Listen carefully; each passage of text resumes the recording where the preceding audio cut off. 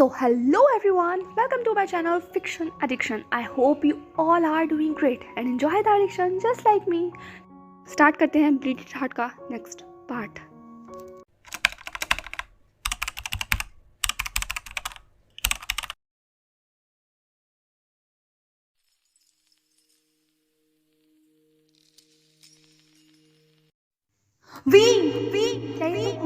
क्या ये तुम हो? जवाब दो मुझे, जवाब दो, क्या ये तुम हो? लानवांग जी उस आवाज का पीछा करने की कोशिश कर रहा था जिसने उसे इतना व्याकुल कर दिया था। वो लगातार उस दिशा में भागने की कोशिश कर रहा था जहां से वो आवाज आ रही थी। वो जितना ज्यादा तेज आवाज लगा रहा था, जितना ज्यादा तेज भाग रहा था, उतना ही ज्यादा वो और ज्यादा डीप स्लीप में जाता चला जा रहा था। वो इतना ज्यादा डीप ड्रीम में पहुंच गया था कि अगर उसके आगे बढ़ेगा तो और ज्यादा खतरनाक हो सकता है। वो जितना ज्यादा वींग वींग उस सपने के अंदर चिल्ला रहा था, उतना ही ज्यादा बाहर वांग जी चिल्लाया जा रहा था। बाओ सरेन और लैन शिचेन दोनों वांग जी को उसकी उस नींद से जगाने की कोशिश कर रहे थे, पर लग रहा था सब कुछ बेअसर है।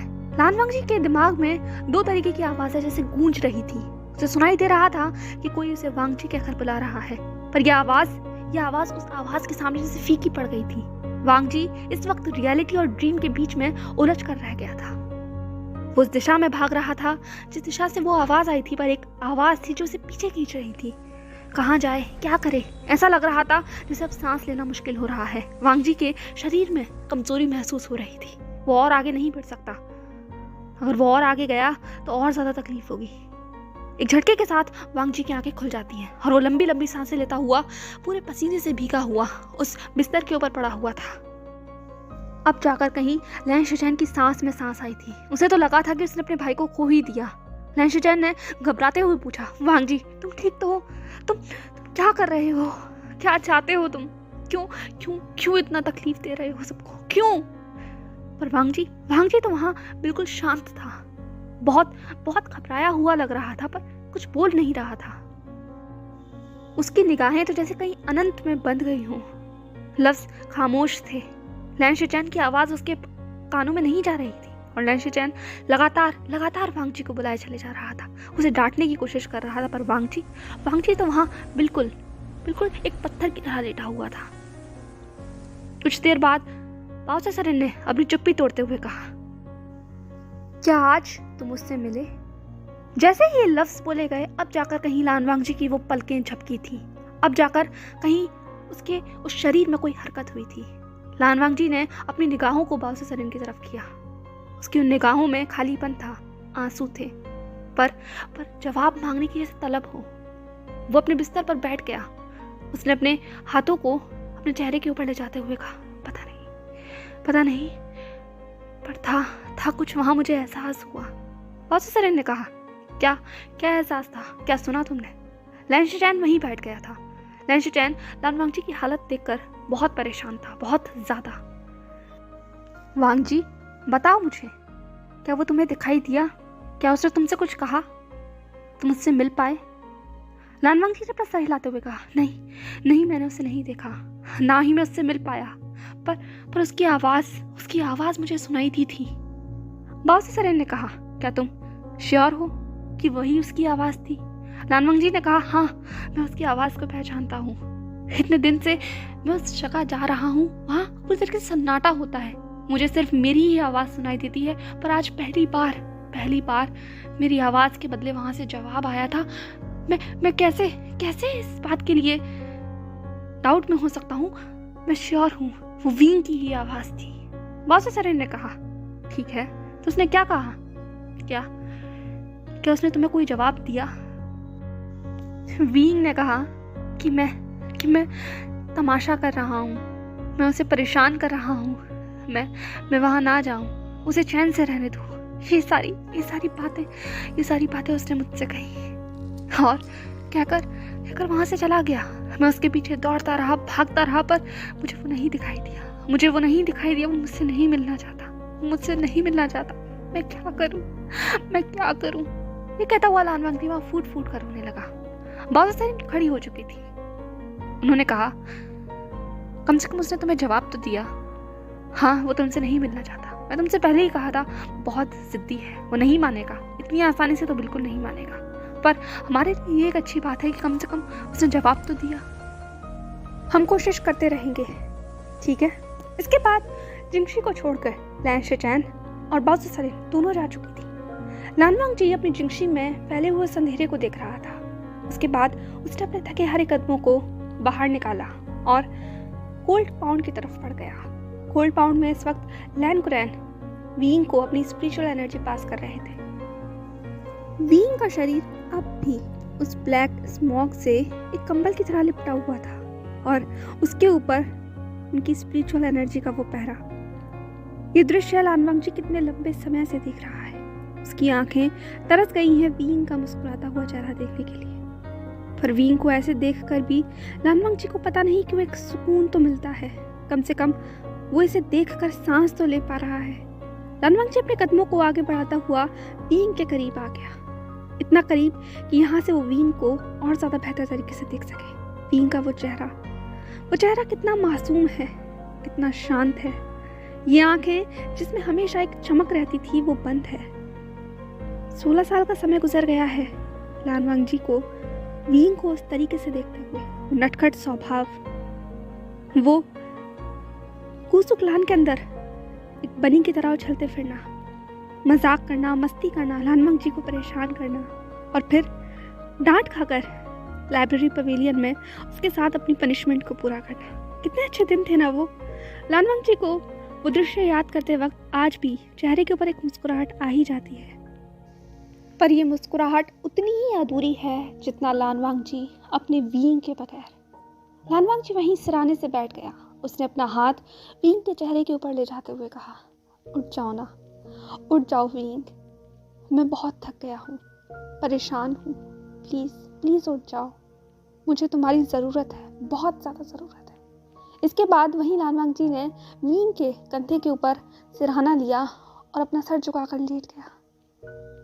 वो यहाँ सुकून महसूस करता था। उसे जिंगशी में नींद नहीं आती थी, इसीलिए वो अक्सर वीइंग के किनारे जाकर सो जाया करता था। अगले 5 दिन तक फिर कोशिश की गई, पर इन 5 दिनों में वीइंग ने ना ही कोई आवाज़ दी और ना ही कोई दस्तक दी। लान वांगजी को शक हो रहा था, क्या उसने सच में उस दिन सुना भी था या वो सिर्फ उसका वहम था, उसका दिमाग उसके साथ खेल रहा था। पर वांगजी इस चीज़ के ऊपर विश्वास नहीं करना चाहता था। वो अपनी उसी बात पर टिका हुआ था कि उसने उस दिन वीइंग की आवाज़ सुनी थी।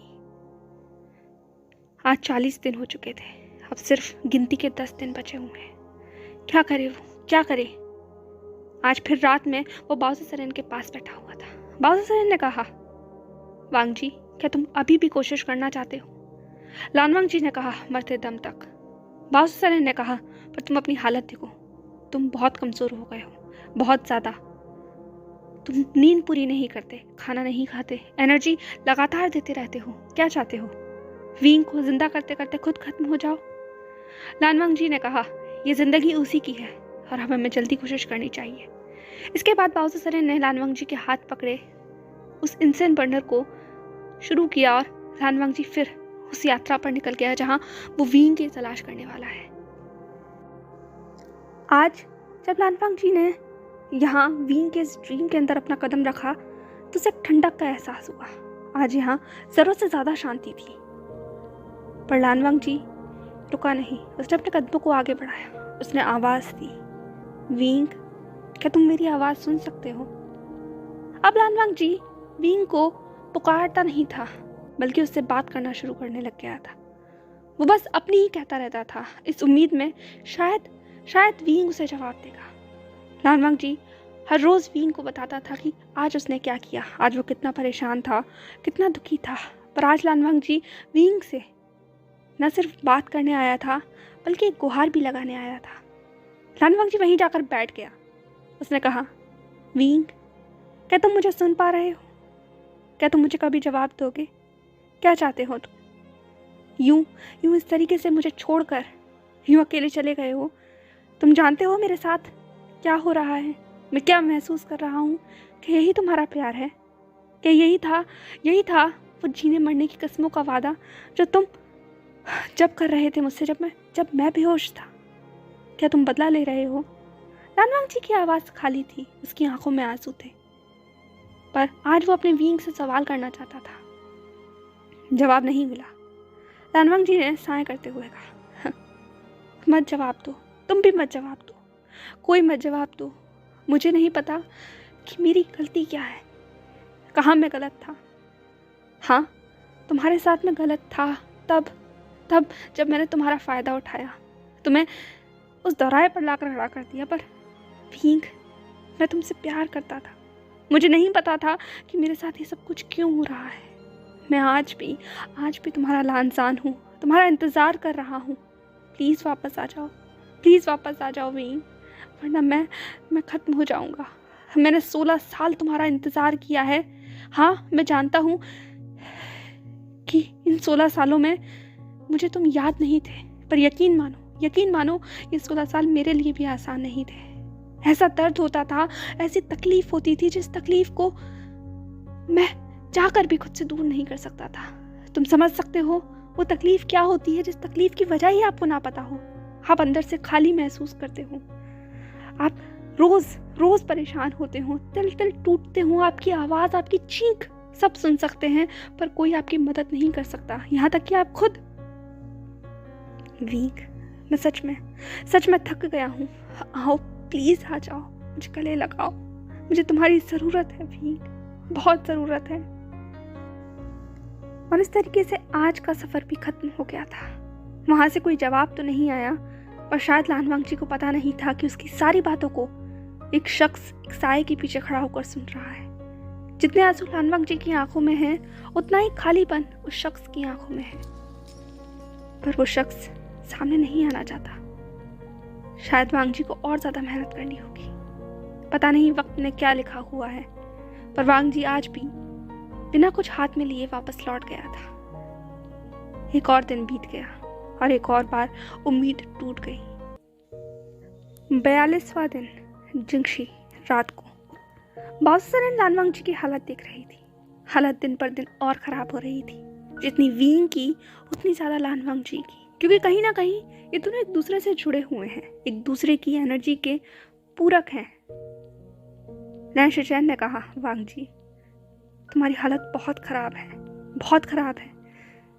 तुम ऐसे ही करते रहोगे तो खुद को ख़त्म कर लोगे। पर लानवांग जी ने कोई जवाब नहीं दिया। बासु सरन ने कहा, तो शुरू करें। लानवांग जी ने नोट किया। आज उसे खुद अपनी तबीयत बिल्कुल भी अच्छी नहीं लग रही थी, पर फिर भी वो इस दर्द को बर्दाश्त करने के लिए आतुर था। फिर आत्मा को चीरने वाला दर्द हुआ, तोड़ने वाला दर्द हुआ, और लानवांग जी अपने उस दर्द भरे शरीर के साथ फिर से वींग के सपनों में शामिल हो गया। आज लानवांग जी के अंदर बिल्कुल ताकत नहीं थी। आज से वो आगे भी नहीं बढ़ पाया और वहीं उस सिराने किनारे पर बैठ गया। लानवांग जी का गला सूखा हुआ था और आंखें खाली थी। आज आंसू भी नहीं थे आंखों में। लानवांग जी ने वहीं बैठते हुए कहा, मैं आज फिर आ गया। लानवांग जी हंस रहा था, बहुत जोर जोर से।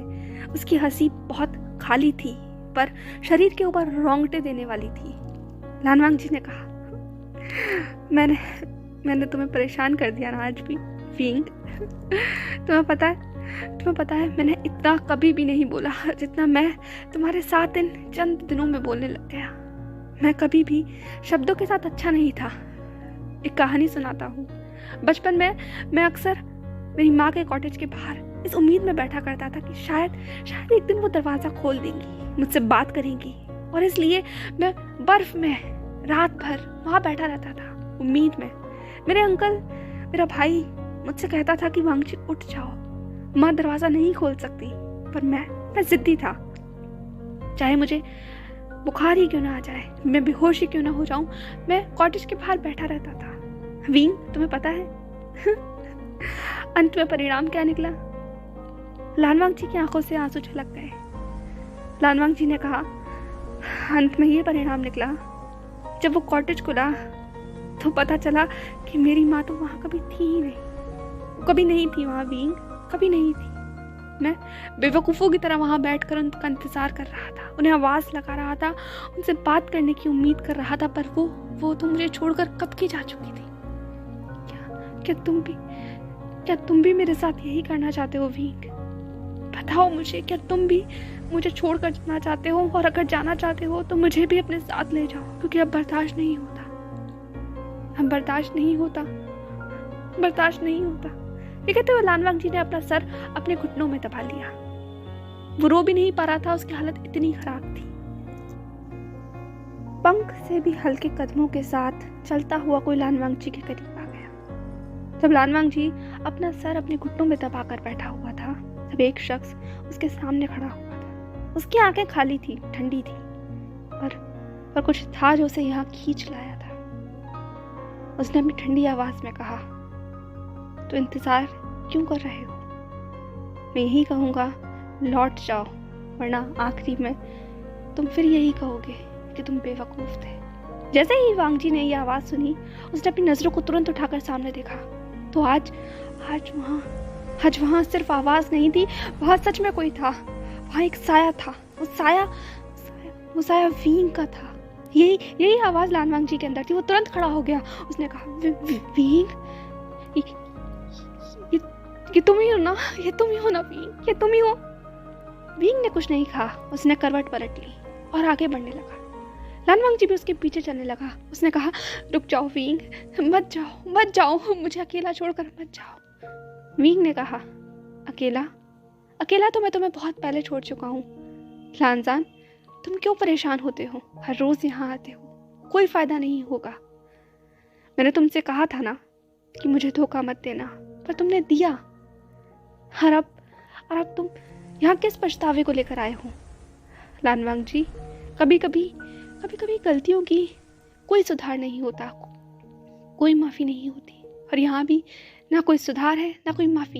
ये कहता हुआ वींग आगे बढ़ गया और जाकर एक सुनसान सी जगह पर टीले पर बैठ गया। लानवांग जी उसके पास जाकर उसके कदमों में बैठ चुका था। वांग जी ने कहा, वींग, मुझे आखिरी बार माफ कर दो, मुझे माफ कर दो वींग। मैं जानता हूँ कि मैं तुम्हारा दोषी हूँ, पर सच मानो, मैं बहुत पछता रहा हूँ। मुझे माफ कर दो, आखिरी बार मुझे माफ कर दो वींग। एक बार मुझे मौका दे दो, मुझे तुम्हारी जरूरत है, बहुत जरूरत है वींग। वींग ने हंसते हुए कहा, तुम्हें मेरी जरूरत है? किस चीज के लिए? अपनी हवस मिटाने के लिए, अपने शरीर की पूर्ति करने के लिए, या और कोई इच्छा देने के लिए? बताओ, तुम्हें किस चीज की जरूरत है?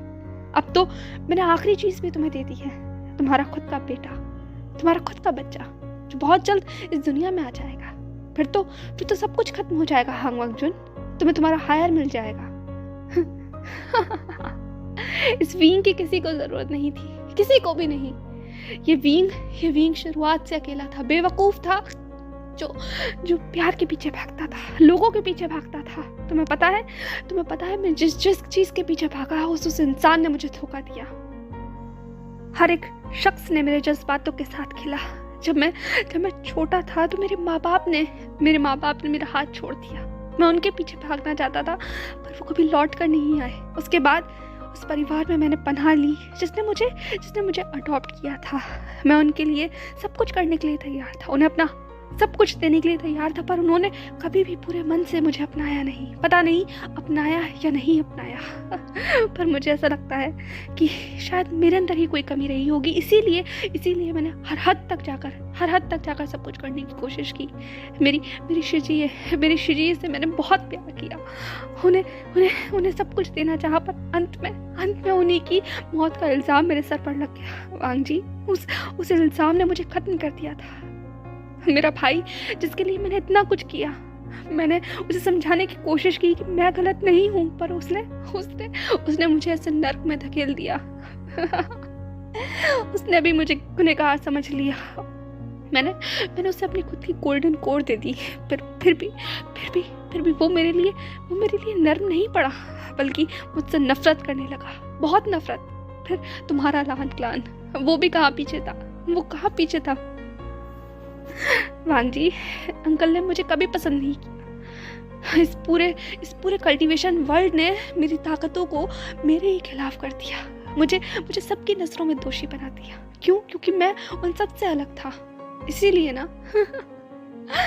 मेरे खिलाफ हो गए, सब मेरे खिलाफ हो गए। मैं तो सिर्फ वींग था, वीहुशियान था। तुम लोगों ने मुझे नाम दिया येलिंग पैट्रियार्क का, मैंने तो नहीं मांगा था ना। मैं तो सिर्फ लोगों की मदद करना चाहता था और शुरुआत से मैंने यही वादा किया था। तुमने भी तो वादा किया था ना। पर तुमने क्या किया? तुमने क्या किया लानजान? सब मुझे धोखा देते, मैं बर्दाश्त कर लेता, पर तुमने मुझे धोखा दिया। तुमने मुझे धोखा दिया। मेरे जीने की हर वजह को तुमने खत्म कर दिया, और अब तुम तमाशा लेकर यहाँ आए हो कि मैं तुम्हारे साथ वापस चलूं? कभी नहीं, मैं कभी नहीं जाऊंगा। और आखिरी बार तुमसे कह रहा हूँ, यहाँ पे मत आना, वरना मैं तुम्हारा यहाँ रहना मुश्किल कर दूंगा। और ये वीइंग का नहीं बल्कि यीलिंग पैट्रियार्क का वादा है। और तुम्हें तो पता होगा ना कि यीलिंग पैट्रियार्क अपने वादों के लिए कितना पक्का है। वीइंग को कमजोर कर सकते हो पर यीलिंग पैट्रियार्क को नहीं। चले जाओ यहाँ से। ये कहते हुए वीइंग का जो साया एक पल में एक हवा की तरह उसके सामने आया था और एक हवा की तरह ही वहां से गायब हो गया। लान वांगजी चीखता रहा, चिल्लाता रहा, पर ना ही वीइंग ने कोई जवाब दिया और ना ही उसके साये ने। वो साया हवा में कहीं गायब हो गया और वांगजी वहीं फर्श पर बैठकर रोने लगा, चीखने लगा, तड़पने लगा, पर कोई जवाब नहीं आया, कोई भी जवाब नहीं आया। सो हे एवरीवन, कैसा लगा आप लोगों को आज का चैप्टर? जैसा भी लगा हो मुझे कमेंट सेक्शन में डेफिनेटली बताइएगा। बाकी वीडियो को प्लीज़ लाइक कर दिया कीजिए, चैनल को सब्सक्राइब कर लेना। बाकी अगर चाहें तो किसी के साथ शेयर भी कर सकते हैं।